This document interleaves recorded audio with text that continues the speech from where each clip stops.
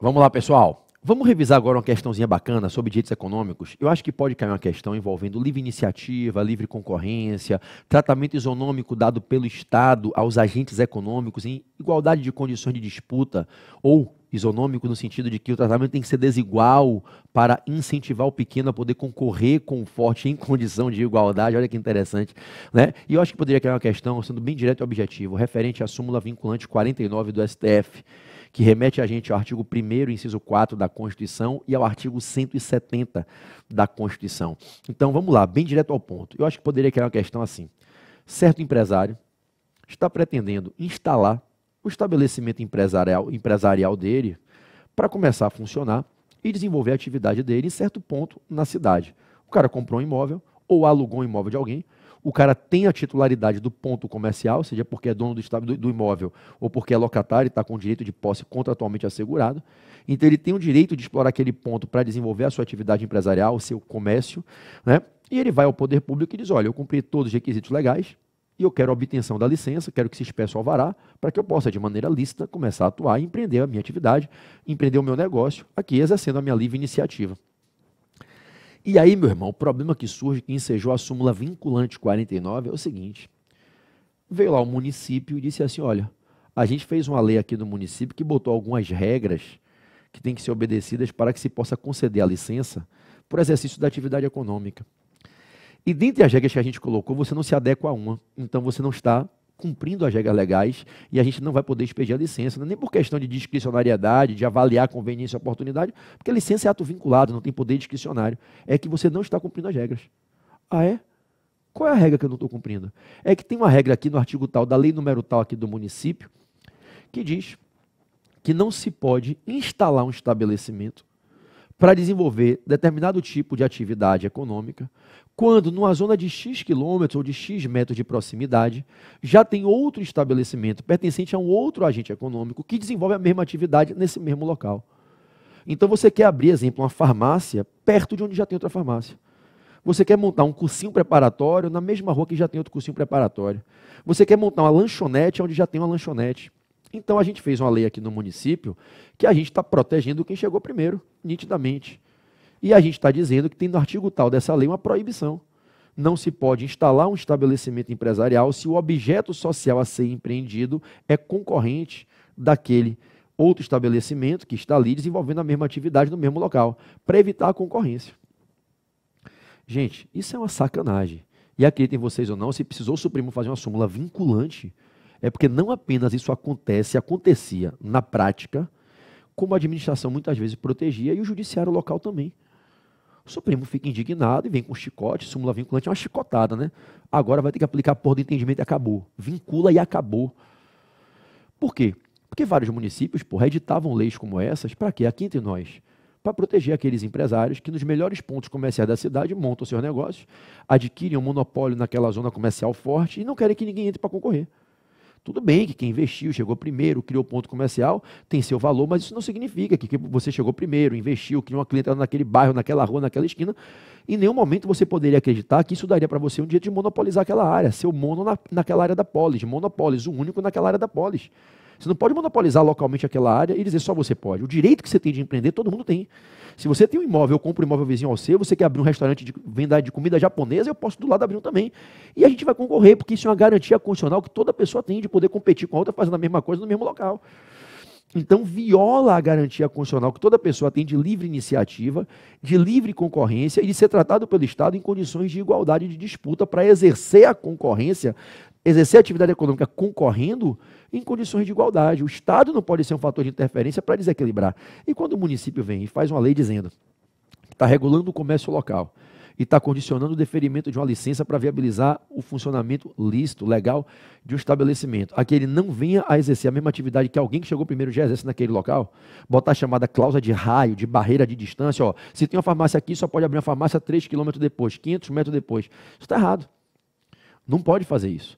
né? Porque ele está retirando de quem quer chegar para empreender o mesmo direito que quem chegou primeiro está exercendo e que não é porque chegou primeiro que exclui do outro o mesmo direito.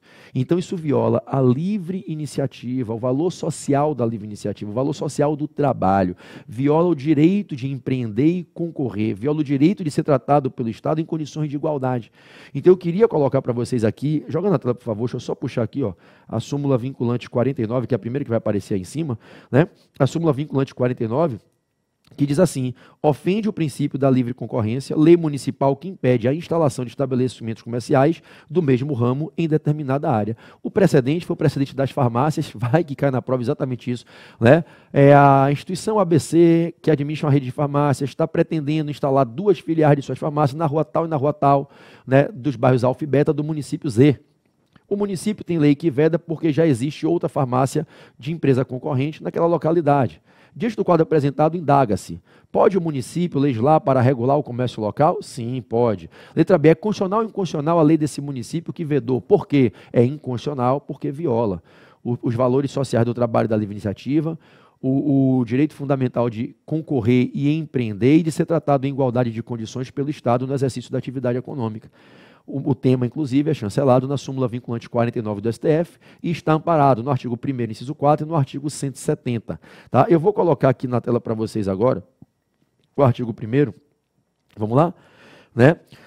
Dos princípios fundamentais, que vai apresentar os fundamentos da nossa Constituição e do nosso Estado. Inciso 4, os valores sociais do trabalho e da livre iniciativa. Então, o primeiro fundamento para você citar na resposta é esse aqui: violação, inconstitucionalidade por violação, artigo 1º, inciso 4, ok? E agora eu vou jogar você comigo lá no 170, tá? Para você perceber aqui o artigo 170, inciso 4, vou sublinhar, tá? Princípios que regem a atividade econômica. Livre concorrência, quer dizer, todo mundo é livre para concorrer, para competir. Você não pode dizer que eu não posso trabalhar do seu lado porque eu vou concorrer com você. Eu tenho direito, é uma garantia constitucional, ninguém pode me impedir daquilo que eu tenho a liberdade de fazer, porque a Constituição me assegura, concorrer. Todo mundo é livre para concorrer com todo mundo. Tá? E aqui embaixo, a gente vai colocar ainda, o que eu acho que isso pode também ser pontuado, normalmente as empresas chegam primeiro e fazem monopólio, terminam se transformando em médias e grandes empresas. E quem quer chegar, normalmente, não necessariamente assim, mas normalmente quem quer chegar é uma pequena empresa. Né? E aí, quando você percebe que tem lá um pequeno empresário, um pequeno empreendedor, um EPP, né, querendo se instalar ali, e vão dizer que não pode, porque ela vai concorrer com um grande empresário que já está ali primeiro, eu estou tendo desrespeito ao 170, inciso 9, que determina que o tratamento tem que ser favorecido para as empresas de pequeno porte constituídas sob as leis brasileiras e que tenham sua sede de administração no país. Eu tenho que incentivar o pequeno e não dificultar a vida do pequeno. É claro que esse inciso 9 só vai ser citado, só vai citar ele se a questão for adequada, mostrando que tem uma grande empresa ali e tem uma pequena querendo entrar. Eu só estou lhe colocando isso, que a banca poderia, para prestigiar mais ainda o artigo 170, no enunciado, narrar esses detalhes, dizendo que uma pequena empresa quer obter uma licença, não está conseguindo fixar o seu estabelecimento por conta de uma regra da lei municipal que proíbe que ela se instale ali quando já tem outra do mesmo ramo na localidade próxima.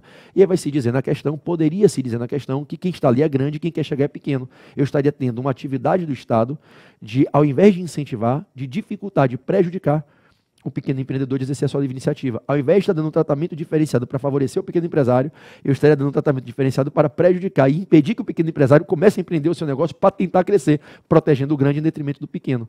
Está claro para vocês? Em regra, na vida real é assim. Não que seja sempre assim. Uma grande rede de farmácia pode já querer chegar no local que tem um pequeno farmacêutico ali. Ela tem o direito de chegar. Agora, quando eu tenho o inverso, que é o que normalmente acontece, o pequeno querendo entrar e não consegue porque o grande monopoliza aquela porra toda e conseguiu patrocinar o projeto de lei na Câmara de Vereadores, patrocinar para que o prefeito sancionasse. Às vezes é simples, né? Bota dinheiro em campanha eleitoral, bota dinheiro ali aqui, depois consegue aprovar a porra da lei que determina a cláusula de barreira, a cláusula de raio, dizendo que naquele raio ali onde ele está, ninguém pode estabelecer algo que concorra com ele.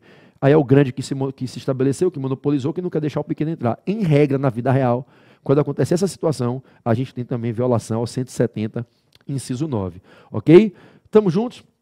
Para não passar em branco, vale a pena também aí prestigiar o parágrafo único aqui do 170, tá? Que diz que é assegurado a todos, né, o livre exercício de qualquer atividade econômica, independente de autorização dos órgãos públicos, salvo nos casos previstos em lei.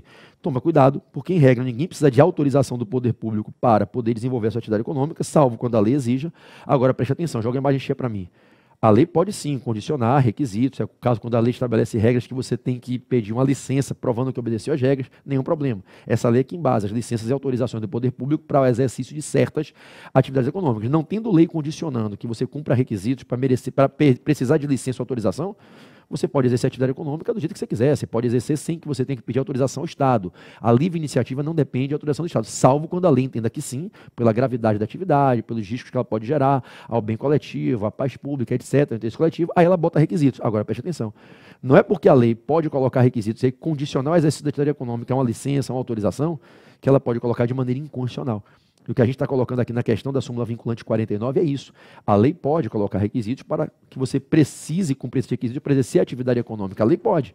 E aí, quando a lei diz que se você cumprir esse requisito, você pode exercer, ela está condicionando o seu exercício da livre iniciativa ao cumprimento dos requisitos. E aí, quando ela percebe que você cumpriu, ela expede a licença de funcionamento, que se materializa num documento chamado alvará. Alvará é a forma do ato administrativo, licença é o conteúdo, né?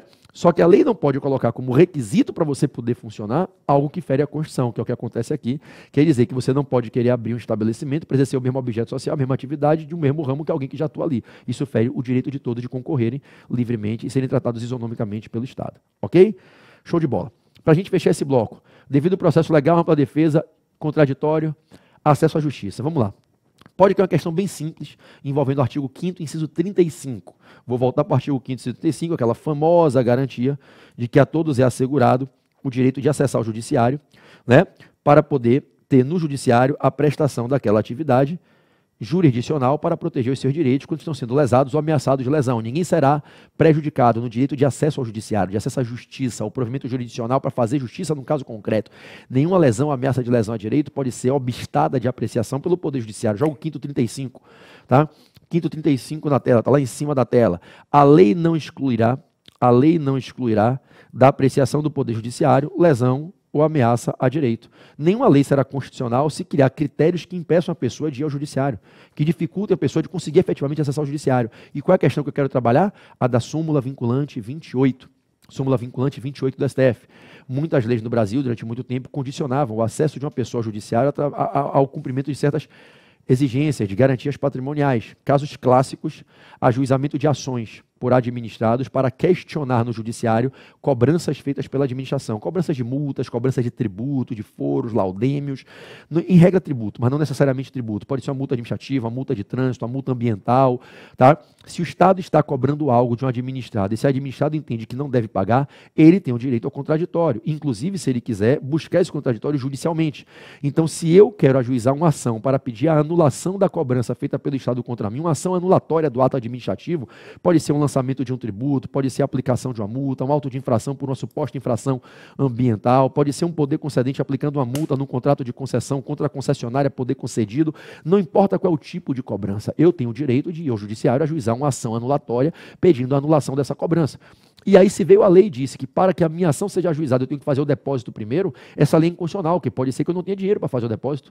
A lei não pode condicionar o direito de acessar ao judiciário a depositar o valor que foi cobrado pelo Estado. Então, as ações anulatórias de cobranças estatais, as ações anulatórias dos atos administrativos de cobranças feitas pelo Estado, elas independem de depósito, fiança, calção, arrolamento de bens, seja lá o que for. Então, ninguém pode ser obrigado para poder ajuizar uma ação anulatória, para pedir a anulação de um ato estatal de cobrança, ter que garantir.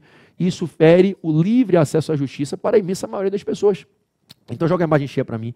Se cair na prova essa questão, a súmula vinculante 28 vai embasar sua resposta possivelmente junto com o artigo 5º, inciso 35. A resposta é curta e objetiva. A cobrança estatal, a lei que estabeleceu a necessidade de garantia como condição de admissibilidade da ação anulatória, a lei é inconstitucional por violar o artigo 5º, inciso 35, por violar o direito de livre acesso ao judiciário para pleitear o provimento jurisdicional que se almeja obter. A lei é inconstitucional por violar o acesso à justiça, por criar embaraços para que se consiga chegar ao judiciário demonstrando a lesão ou ameaça de lesão ao direito. Não se pode condicionar o direito de ajuização ao depósito da quantia que foi cobrada. Perfeito? Perfeito. E aí você cita na resposta a súmula vinculante 28. Na mesma esteira, a gente tem aqui a súmula vinculante 21 para o processo administrativo. tá, para o processo administrativo. É o seguinte, imagine que o Estado fez essa cobrança e o administrado, ao invés de querer ajuizar ação anulatória no judiciário, né, ele vai impugnar administrativamente, impulsionando a formação de um processo administrativo. Tá? E aí surge o processo administrativo, em que nesse processo administrativo, esse administrado está ali questionando perante a própria administração a cobrança que foi feita, uma multa lá de trânsito, o cara vai no Detran questionar, uma multa por desrespeito a certa regra de tutela do meio ambiente, e aí o cara vai lá questionar aquela multa, entendendo que não violou as regras da licença ambiental, né? Uma multa aplicada pelo desrespeito a uma obrigação tributária acessória, aplicaram lá uma multa sancionatória para aquele contribuinte, não importa qual é a natureza da cobrança, do tributo, da multa, do que quer que seja, o cara foi impugnar aquilo ali administrativamente. Ele tem o direito à impugnação administrativa. O ato administrativo se submete à possibilidade de ser impugnado e entrar no procedimento de revisão interna na própria administração, dentro do chamado processo administrativo. Ok? Que no âmbito federal a gente sabe que a gente tem uma grande lei que rege os processos administrativos em âmbito federal, lato sensu, que é a Lei 9.784 de 99, Lei 9784 de 99, que está aí no VAD também, vocês têm lá no VAD, na legislação administrativa, a Lei 9784 de 99, e existem outras leis que regem processos administrativos mais especializados, processo administrativo em matéria tributária. Eu tenho lá o Decreto 70235, 70.235, de 1972, 73, em matéria tributária, que é recepcionado com natureza legal, certamente não vai cair na sua prova de constitucional, o decreto 70235 para processo administrativo fiscal, PAF, não vai cair na prova de constitucional, pode cair na de tributário. Quer dizer, não é que não vai cair, poder cair pode tudo, mas não é provável que caia. O que eu estou lhe colocando é que a gente tem leis que regem o processo administrativo. E a questão que eu quero colocar para a prova de constitucional é bem simples. O administrado fez a impugnação àquele ato da administração de cobrança, e a impugnação foi acolhida, se instaurou o processo administrativo, e nesse processo administrativo ele tem o direito ao contraditório, contradizer o que foi dito a ele, a cobrança que foi feita a ele, com ampla defesa e um devido processo legal. E na ideia do devido processo legal passa a noção de que ele tem que ter a chance de acessar todas as etapas até a última decisão possível desse processo administrativo, conforme a lei estabelece, estruturando as instâncias administrativas. O devido processo legal significa que eu posso me defender dentro de um rito pré-organizado pela lei, perante um juiz natural, uma autoridade corretamente designada pela lei, podendo ter condições de acessar todas as etapas do processo e não sofrer um cerceamento a poder me defender com todos os meios lícitos de defesa em todas as etapas do processo. Devido processo legal, um devido processo legal, um procedimento pré-ordenado por lei, conforme a lei determina, rito conforme a lei estabeleceu, podendo acessar todas as etapas desse rito. E aí, o que acontece na prática? Muitas vezes o administrado acontecia, né, antes da súmula vinculante. Porque eu vou citar a súmula vinculante aqui. O administrado vinha, fazia a impugnação, processo administrativo surgia, tomava pela proa uma decisão de improcedência na impugnação e ele queria recorrer. Quando ele ia interpor recurso para buscar a segunda instância na administração, o tribunal administrativo, o colegiado, né, quando ele fazia a apresentação do recurso voluntário, para tentar ainda brigar no processo administrativo, para não ter que ir para o judiciário, vinha a lei lá municipal, estadual, a lei federal e dizia, só vai poder recorrer se fizer a garantia. Um depósito recursal, depositar em dinheiro, um arrolamento preventivo de bens. Não.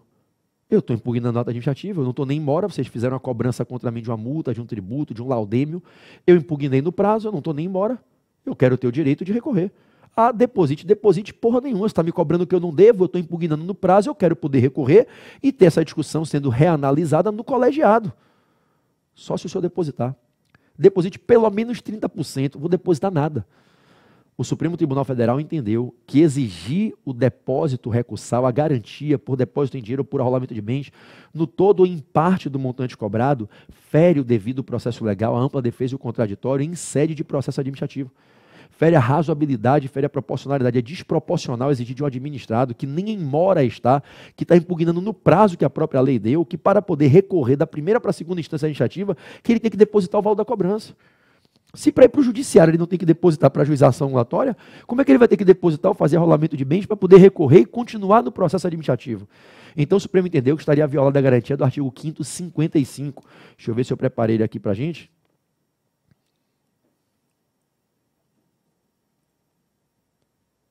Cadê você? 5º 55, deixa eu achar ele aqui. Aham, joga na tela, está no topo da tela. Está ali em cima, lá na cabecinha da tela. Aos litigantes em processo judicial ou administrativo e aos acusados em geral, são assegurados o contraditório para a defesa com os meios e recursos à lei, a ela inerente. Artigo 5º 55. Joga para mim? Então, se cai na tela uma questão dizendo que a administração federal, estadual, municipal aplicou a cobrança de uma multa, de um tributo, uma cobrança qualquer que seja, e o administrado fez uma impugnação, e a impugnação foi julgada improcedente dentro de um processo administrativo, e ele quer recorrer, só que estão condicionando o recurso ao oferecimento de uma garantia do valor total ou parcial do que foi cobrado, seja em dinheiro, seja mediante arrolamento de bens, você vai dizer que isso é inconstitucional, por violar o direito ao contraditório para a defesa devido ao processo legal, bem como disse o Supremo, os princípios da razoabilidade e proporcionalidade em sede de processo administrativo. Resta violado o artigo 5º, inciso 55 da Constituição, e o entendimento é esposado na súmula vinculante 21 do STF, ok? Súmula vinculante 21 do STF.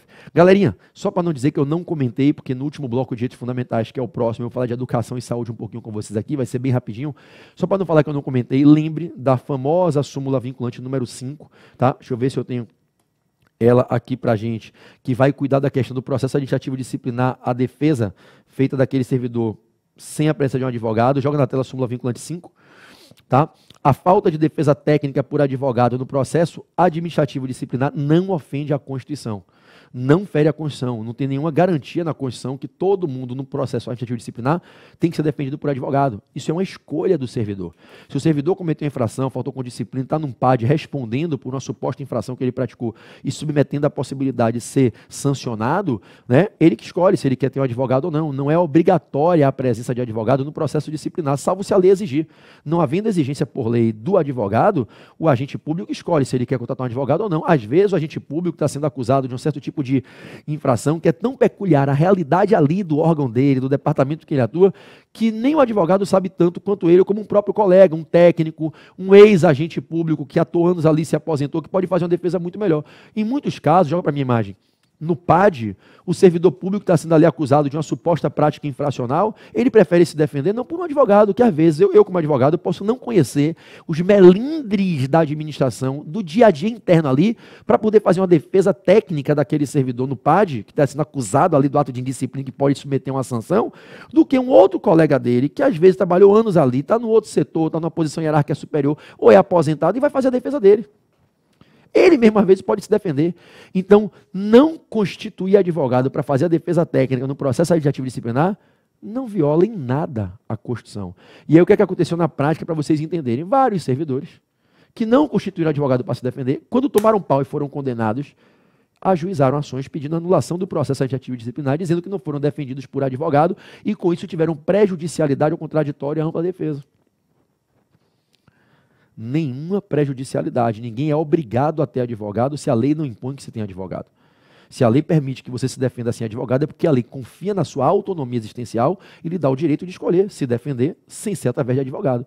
Isso faz parte do nosso sistema constitucional. Então lembre que se cai isso na prova dizendo que está sendo pedida a anulação de um processo administrativo disciplinar por um agente público que foi condenado por um ato de indisciplina, ele está pedindo anulação alegando e provando que não se defendeu através de advogado. Cabe essa anulação por esse fundamento? Não. É garantido na Constituição que tem que ter advogado para defender em processo administrativo? Não. Não fere em nada a Constituição você se defender como agente público acusado no processo administrativo disciplinar sem ser através de advogado, ok? Súmula vinculante 5 do STF. Bom, a gente vai para um bloco final de direitos fundamentais. Foi o bloco 6 agora, não foi? A gente vai para um 7º bloco para a gente falar um pouquinho de educação e saúde, passar a régua aqui e, enfim, a gente avança com outra pauta temática para a gente revisar, tá certo? Vamos lá.